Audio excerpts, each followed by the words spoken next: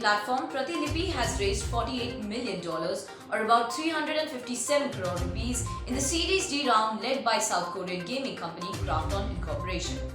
Existing investor Omidyar Network India also participated in the round, along with a clutch of startup founders including Gaurav Munjal, co-founder of an academy, Sahil Barua, co-founder of Delivery, and Vidit Atre, the co-founder of Meesho. Pratilipi has raised $78.8 million so far, including the latest round. The funding will help the company strengthen its IP acquisition and development across various formats including audiobooks, podcasts, comics, web series, movies, and games.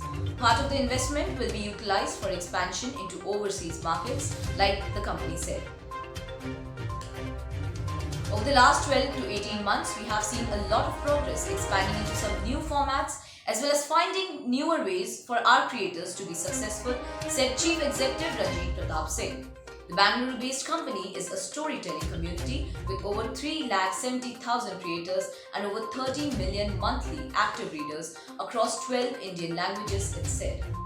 Founded in 2015 by Singh, Prashant Gupta, Sarhadai Modi, Rahul Ranjan and Sankaranarayanan Devranjan, Pratilipi also owns and operates Pratilipi Comics, podcasting studio and IBM Podcast and Pratilipi FM.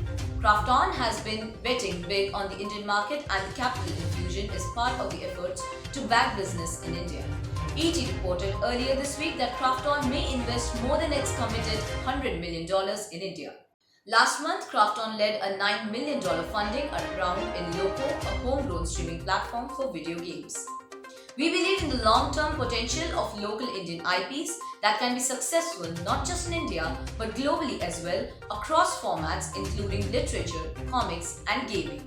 And our investment in Pratilipi is another step in realizing that vision, said Krafton India Division's head Sean Hunil Sohn in a statement. Krafton launched Battlegrounds Mobile India or BGMI, the local version of its popular battle royale game PlayerUnknown's Battlegrounds or PUBG on July 2nd. The mobile version of PUBG, published by Chinese internet major Tencent in India, was banned last year as part of a wider crackdown on Chinese apps.